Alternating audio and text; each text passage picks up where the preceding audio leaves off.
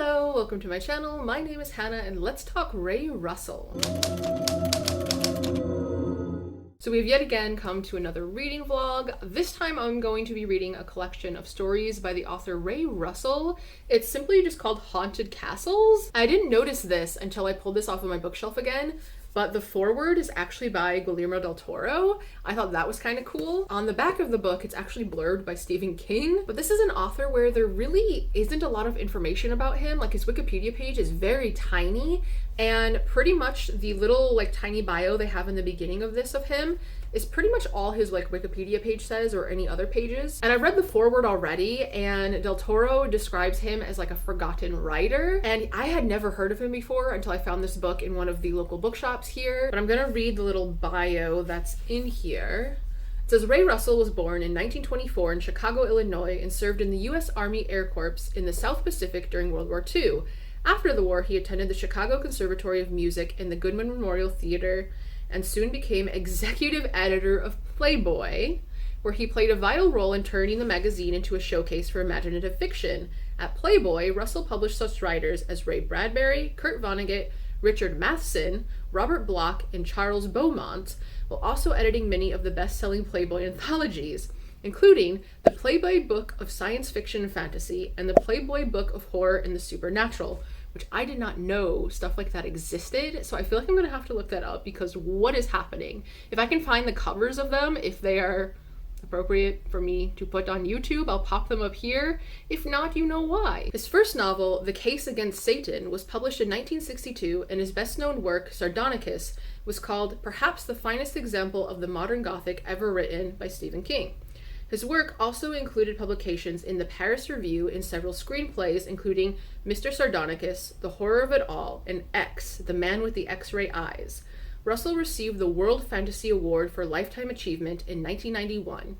He passed away in Los Angeles in 1999. It's actually missing that he also won, I think it was a Booker Lifetime Achievement Award. Guillermo del Toro talks about it in the foreword as well. So yeah, this guy's main job was working for Playboy, which I thought that was interesting. That's not something you really hear about when you look at a writer's biography or anything. And I misspoke. I found it in the foreword. He had also won the Bram Stoker Award for Lifetime Achievements. But basically, at the beginning of the foreword, Del Toro talks about how he's a forgotten writer, how there really isn't much written about him, and it says, in fact, in the last few decades, so little has been published about Russell that the only quote oft repeated is Stephen King's blurb, in which he enthrones Sardonicus as perhaps the finest example of the modern Gothic ever written. And that's also the blurb on here, and it's also in his biography thing. So I mean, they just kind of pop that everywhere. And so he goes on to describe that I guess Russell's writing is really shocking. He does things for a shock factor. He does twists for this shock factor. And it says that the way he wrote things, people may consider offensive today. So now I'm even more intrigued, because I'm I feel like a lot of what I've been reading has been quite tame so far. So I'm how dark is this gonna go? Is this gonna actually surprise and shock me? I really want to know now. And then he makes some comparisons, which I'm really intrigued by. Basically, Ray Russell's most famous work is Sardonicus, and it's in a quartet. There's three stories that I think they connect, I'm not sure, but they're always paired together. It's Sanguinarius, Sagittarius, and Sardonicus. And apparently in Sagittarius, the two main characters, they're based off of Jack the Ripper and Mr. Hyde. So that instantly piques my interest there. And then Sanguinarius tells a story from the perspective of Countess Elizabeth Báthory. And it's just what? These are really major horror figures. And so I'm really actually happy to see this, because I know nothing about this author going into it. I know nothing about his stories or how he writes or anything. So just seeing these little tidbits of this is a taste of what the story's gonna be, it's oh damn, I'm really excited to read this now. And so I don't know who he's referring to here, but it says, in my opinion, Ray Russell is the literary equivalent of the Italian filmmaker Mario Bava, a super-saturated neo-Gothicist who shines above the premises of his material based on style, conviction, and artistic flair. Until recently, most of Russell's work had remained unavailable. I took great pride in presenting a new edition of Haunted Castles, the complete Gothic stories. And so then we go into the first story, Sardonicus. And I believe there are 7 stories in here total. Where the hell is the title page? Yes, there are 7, and it's over 200 pages long. So, I mean, these stories are going to be a bit longer than some of the other ones I've been reading lately. And also, these stories were all written within 10 years of each other. Like, the earliest one is written in 1959, and the latest one is 1969, and they're not in chronological order in here. Like, Sardonicus was written in 1961, I believe, if I'm remembering correctly, and it was first published in Playboy. So, I mean, that is just really fascinating to me. But also, his first novel that they referenced in his biography, The Case Against Satan, gosh, I can't remember stuff really well. That one was actually published 9 years before The Exorcist, because The Exorcist was published in 1971. Apparently that and Rosemary's Baby are very similar to that book. And I have read The Exorcist. I have not read or watched Rosemary's Baby, but it's something I want to do. And now I want to read The Case Against Satan as well and kind of compare how similar the 3 are. But this book was actually first put together in 1985, although this edition that I'm holding is from 2016. And since each story is a bit longer, I think I'm pretty much only going to be reading like 1 a day, because I do have other books that I'm currently reading as well. And of course, my phone's memory was full, so it cut me off there.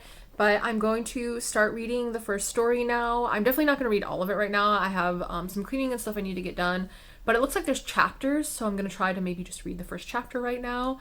But I'll either be back later tonight or tomorrow with an update.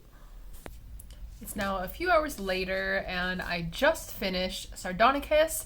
And I can definitely see some of the things that Guillermo del Toro was saying about these stories in the foreword, because this is very different from anything I've read before. And I find it curious that this is called Haunted Castles, when this really didn't have to do with any ghosts. It was more of like man is the monster kind of thing. And also I like the format of this story. I don't know if it's going to be like that in the other ones or not, but this one had a bunch of small chapters. I think there was like 7 altogether or something, and the story itself was 54 pages. So this has been a bit of a pleasant surprise. I think I'm giving it 4 stars actually.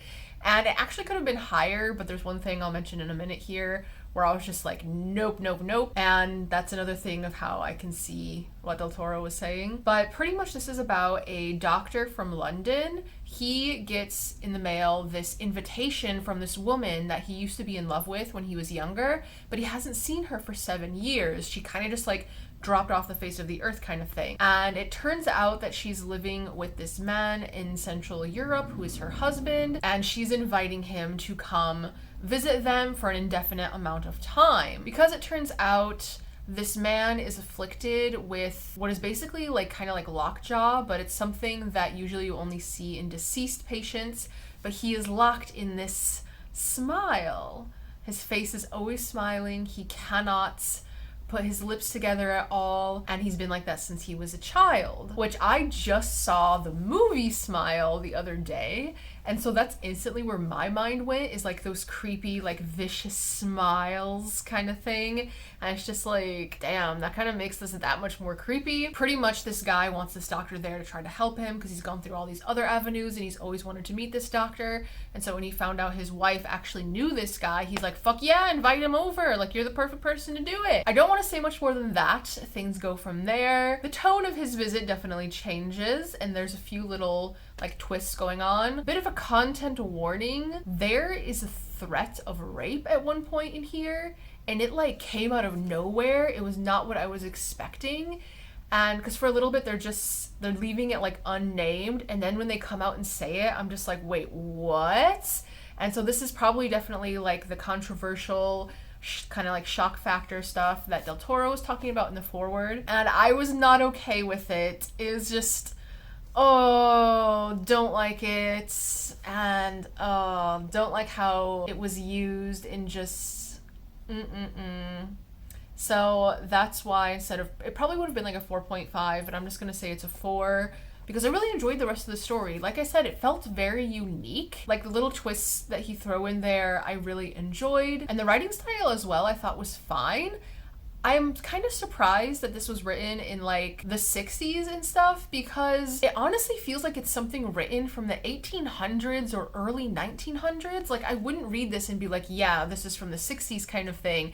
It really doesn't feel like it was written then at all. It feels much, much older. And so that brings me to the next story, which I believe is Sagittarius. Yeah. This one is also 54 pages, and I believe it was written just a year, or at least published just a year after Sardonicus, so this one should be 1962, but I will probably read that one tomorrow. But I'm really glad we're off to a good start. I probably would have died if this only was like a 2-star.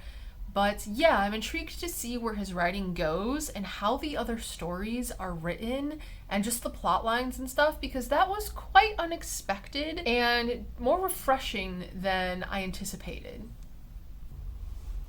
Oh my god, I am so incredibly pleased by this book so far. I just finished the second story, Sagittarius, and 5 out of 5. I really, really liked this. This is one where I'm really glad that I live in Paris, actually, because that was the main setting, and there are a lot of names mentioned that I might not really know much about, and like Cyrano de Bergerac, there's like a whole paragraph about that play, and like if I wasn't here, I wouldn't have known nothing about that. I would not understand at all. And so I feel like knowing a lot about the city and some of its past and stuff really helped me enjoy this more than I would have otherwise. So this story starts off where it's like an older gentleman having dinner with a younger gentleman, and he's like, let me tell you a story kind of thing. And so then that's when it flashbacks to Paris and we get the main story of this book. It's basically about this guy who's new in town and he becomes kind of obsessed with these 2 actors. He ends up kind of coming to a conclusion that there's like a dark secret going on here. And I don't really want to say much more than that because you can kind of figure out what's going on before the character does a bit. But there was one thing I really should have noticed and I didn't, and so when that was revealed, I was just like, oh my god, this is amazing. Also, I have laundry going in the background and Toma is getting like the crock pot ready, so if you hear noise in the background, it's that. But there's so many like high profile like legends or people mentioned in here. Like there's Dr. Jekyll, Mr. Hyde, there's Bluebeard, there's Jack the Ripper. I just want to mention for Bluebeard, he is a folktale, and a lot of people take him as like he was this actual person that lived, but his story is actually based on several different people. One of them being someone that's actually associated with Joan of Arc. And in this story, they try to say that that individual, like, that is Bluebeard kind of thing, but that's not the case in like the actual like real life story kind of thing. So I just want to mention that. But just how this was written, like I'm really enjoying Ray Russell's style. I want to make sure I said his name right. It isn't even like there's a buildup of tension. It's just like you're going along the story, and for honestly a good chunk of it, I'm like, where is this going? Like, what does this have to do with anything? But then things get revealed, and they're revealed pretty quickly. Like the character goes from like not knowing anything that's happening to being like, oh my god, making these big connections, and it's like, holy shit, what is going on? But also, look at this. Haunted castles. This did not take place in a castle, and nothing was haunted. Like, I'm not really understanding where the title of this book is coming from so far. But yeah, if you enjoy tales of like those old unsolved mysteries where they've basically like morphed into more of like a folk tale than reality, I would definitely suggest Sagittarius, because that is what this story is built on. I will give a warning though, this story also has some violence against women that is really intense. Like reading some of it made me very uncomfortable. Once again, that's what Del Toro was saying. I do hope it's not just violence against women that is in these stories.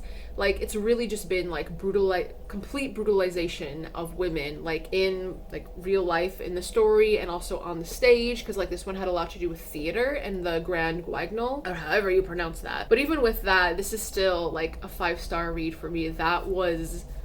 I really liked that story. I'm really hoping that this stays on that trajectory. Like if I could get through this and nothing is beneath a 4-star, that would be amazing. Like that would be perfect world type scenario. There's one more to read in like the Unholy Trilogy kind of thing. So next is Sanguinarius, I believe it is called, which obviously like sanguine, like blood.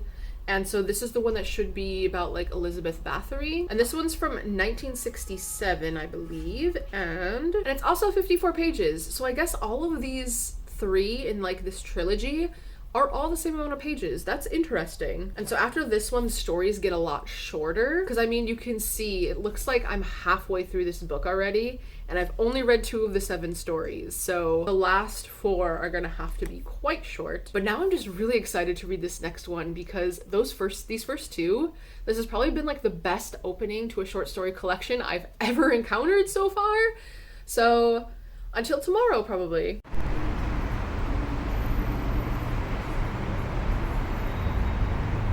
Clouds moving.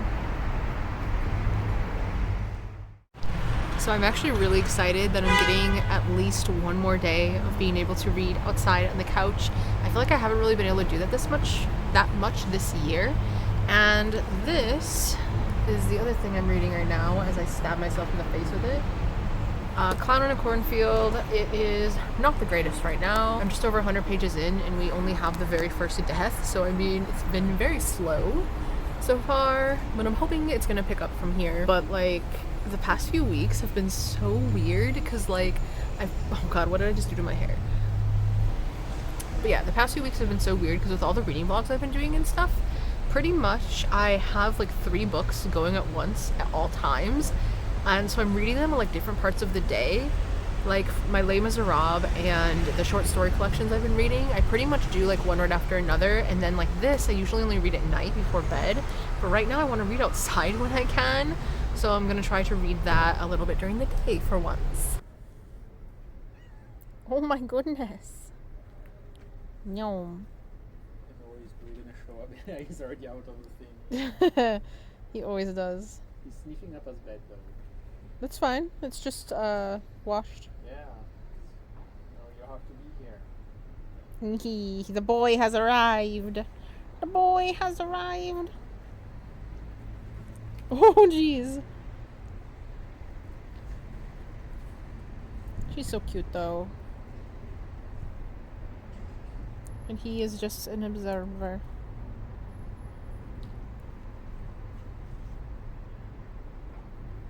So you want to play with it now, of course. So cute. It is now the next morning, and I have finished the 3rd in the Unholy Trilogy. So this is the one that is told from the perspective of Elizabeth Báthory, and so I was really excited for this because I've mentioned it before, like all these story collections are by male authors, and so women are pretty rare characters in these stories actually. And so this being by the perspective of a woman, I think is the first time that's happened in like any of these reading vlogs I've done here. However, in the end, I think this is only a 3-star read for me. It wasn't exactly what I was expecting. She is portrayed as this very, very innocent person who doesn't really see any of the darkness in the world, and she's only 15 when all of this is happening, and I just remembered that, and that makes it 10 million times worse. But like, basically the people around her know the like reputation of her name, and she has no fucking idea. And at one point, one of the characters is even like, is this innocence or is this just stupidity? And so instead of her actions being her own, it's more of a, well, she was manipulated into doing this kind of thing. I feel like that actually takes away from the story, but I feel like this author might have done that to make it more gruesome. I'm just not as into it, because the history of Elizabeth Báthory and like all the folk tales like surrounding her is really, really interesting to me. Like, she's a figure I've known about forever, it feels. Her story is just absolutely fascinating. There's actually an author's note at the end even, like stating like all the names in here, like these were real people, these places exist. And yeah, that's true, but the thing is, how much of the Elizabeth Báthory story is just folk legend and how much of it actually happened? And I actually looked it up because I was kind of curious what the consensus is. And there really isn't a consensus. Like, historians differ on their opinions of what actually happened with this woman. Some believe the things that were said and are like, yes, like what the legend says happened is actually what happened, because there was so many actual accounts, there was evidence when she was arrested kind of thing. And others are like, no, this was a political ploy to destroy her family. You can really argue both sides of it, because I mean, the whole like witch hunts and stuff that happened, they were mainly for like stealing land away from women and obviously destroying a family for political power. Like, that's stuff that happens that has happened frequently. So like, it's not unheard of, but it is true. She was a real person. She was accused of very, very heinous crimes, and her punishment was to be locked in her castle for the rest of her life. So that part is factual and that is in here. But one thing I did enjoy about this story is how it was written. Like, he changed his style to make it sound more old-timey speak, like they say thou and thy and words like that. Also, I need to look this up to see if it's like called something, but whenever a word ended with like ed, it would be an apostrophe instead of the e. And obviously, like, with how many words were written like that, it was very, very noticeable. And so I'm like, I didn't know if that was more just saying like writing out an accent, or if that's an actual way they used to like write back then, but I'm gonna try and look that up real quick. Okay, so I couldn't find a word for what it was called, because at first it's just trying to tell me it's a contraction, and I'm like, no, that's not what this is. It's not a fucking contraction. I found an explanation saying that it's something that writers mainly used in the late 1600s to the 1700s. So I think that's just another way that this author was trying to mimic how things were written back then. And I really enjoyed that. I thought that was interesting. I honestly think that was the most interesting part of this story in particular, is just the writing style and the way the words are utilized. Although the name of the castle, the word that's used in here for the castle name is the Hungarian version. But like today, that area isn't called the same name anymore. It's called something different. And so when I Googled it, it gave me like a completely different castle name. And I'm like, what? How is this the same thing? So it took me a second to figure that out, but I have no idea how to pronounce this. I didn't see like a way to pronounce this on there, but it's spelled Csejthe. Very difficult word there, so like not even gonna try to pronounce it. But yeah, I kind of already stated it, but the main plot of this is 15-year-old Elizabeth is married to this lord, and he's 21 when they get married, which very creepy. And she is just living like this blissful, sex-filled life. Like, it really talks about how much they bang in here. And when he has to leave for war, everything just kind of goes downhill from there. And that's where she ends up being manipulated. And it just kind of goes on from there. Her innocence in this book is astounding. Like, it truly is. You obviously feel really bad for her, which is why I think I like the original legend more, where like she did this stuff on purpose kind of thing. And it also twists the story. It's not really, like, it still mentions like the bloodbaths and everything, but it's not the main component. So it is a bit different in the end. So as you can see by my bookmark, the last 4 stories are a lot shorter than the first 3. And so I'm probably going to read 2 a day, if not more, depending on their length. So the next story in here is called Comet Wine. It was written in 1967 or published, whatever. I just always say written. And it is 28 pages long, I believe, so a lot less than the 54. So this last story did have a castle. We just didn't have ghosts yet again.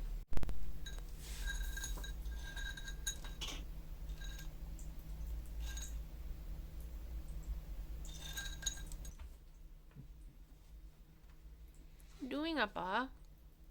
He's pulled them all the way to his hay. Look at that. It's a trail of your fucking food. Yeah. It's almost all gone, Appa. What doing?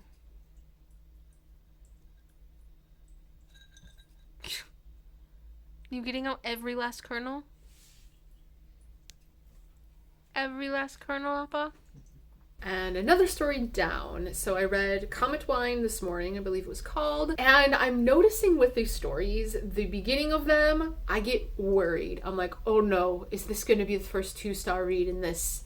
Because they're just, the beginning is very slow and not very interesting, but it is completely a setup for the rest of the story.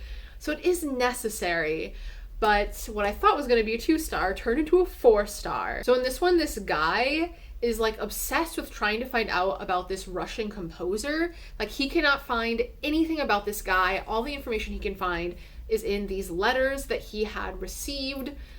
They weren't like originally to him or anything. They're from like the mid 1800s, and this is supposed to be like modern day kind of thing. And it was basically like a lord writing to one of his friends. In it, he tells this story of this composer that he encountered in Russia on his travels, kind of thing. And this is the only account of this guy. His name is nowhere to be found. None of his works are anywhere to be found. The reason that is becomes clear in the story, and I thought it was really well done. I am liking how different all these stories are from each other, because in collections of like H.P. Lovecraft, for example, the stories are very similar. Like, they'll be repeating elements throughout. There'll be mentions to like the Necronomicon, for example, like in almost all of them. And so there are things that really connect all of them together. That's not the case with these. The writing style changes from each one. The setting changes. Like this one, the main setting was in Russia, and the characters and the focuses are so different. Like the main focus in this one was music. There was a lot of musical talk. I am really loving that. Like, he just wrote such a variety of stories, and it's working. The next story in here is called The Runaway Lovers, which I'm just on the title there. And it's only 17 pages long, which is the shortest story I've encountered in here so far. But like, look, we only got a little bit left there. So I'm hoping these final stories, maybe we can get another 5-star out of it. But honestly, if everything could be 4-star from here on out, I would not complain. So I'm going to try to read that today, although it might be dark out by the time I come back for an update. As you can probably tell, it is a lot later. It's like 8 something in the evening now. Just finished another story in here. And unfortunately, it's the first 2-star from here. I just wasn't into it. It's pretty much about this couple. They're captured by the woman's husband, who's like some lord or something. They're thrown in a dungeon and they're told they're going to be tortured for 7 days before being killed. 7 days for one for each sin, kind of thing. And so they're thrown down into the dungeon, and the warden is like taunting them and stuff. But basically, this woman's husband like kind of like pushed the couple together, it seems. And there's a lot implied on the very last page about what's actually going on. But this just wasn't it. It took place in a castle, sure, but that was about it, really. This one was definitely written in a more like normal, straightforward style. And so there was just nothing really unique about this story or interesting.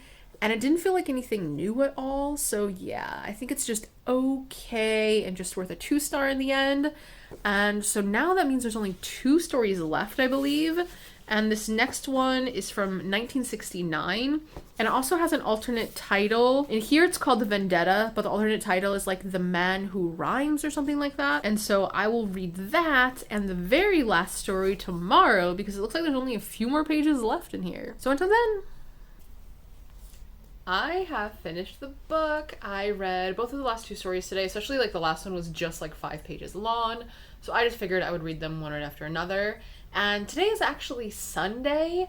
I was not able to read anything at all yesterday. The day ended up being a bit longer than we anticipated. We had lunch at a friend's house, and it was like the first time I was meeting her partner, and it was her first time meeting my husband. So it was like the first time all 4 of us were meeting each other all at once, and it was a really good time. She made a lot of food. She had some recipes she wanted to try out, and they were all really good. Like, I was so impressed that I wasn't expecting her to cook so much. I was like, I feel bad. All I brought was a baguette. But we ended up talking for hours. Like, I couldn't believe how fast the time went. And it was just a really nice day, but I was so tired when we got home. Like, we left just after like noon and got home pretty much right at 7. It was a long day of socializing. So the second to last story was Vendetta, or The Man Who Spoke in Rhyme, or Speaks in Rhyme, something like that. And this one, I think I'm giving 4 stars. And at first I was only thinking 3, but then like the last few paragraphs is what bumped it up to a 4-star. And also this one had the first callback to like his other stories, as it's told in a letter. And it's like what Comet Wine was, where the letter is being sent by a Lord Henry Stanton, and the recipient is also the same. It doesn't like acknowledge that in the story that this is like the same person or whatever. it just starts off with it being like that letter, and the whole story is just the letter kind of thing. There's nothing explaining it. There's nothing explaining anything after either. So I like that it kind of has that, and it's like the stories are more of this traveling lord who is experiencing like these weird things.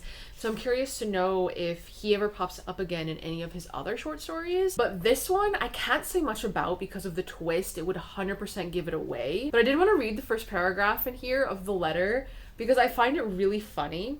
It says, "My dear Bobby, of all the news in your last letter, the item that has struck me most forcibly is your casual mention that telephones have begun actually to be installed in London, and that the serenity of even your own gracious home will soon be shattered by the shrilling of that vulgar novelty. In Venice, from which I write, we are still unsullied by such encroachments." And I don't know, I just thought that was really interesting because it pops up a few more times where he's like, "Oh, they're doing this in America, and they're being so progressive, you gotta watch out for those Yankees because they're gonna ruin the theater," kind of thing. Or he's eating, so you might hear him a bit.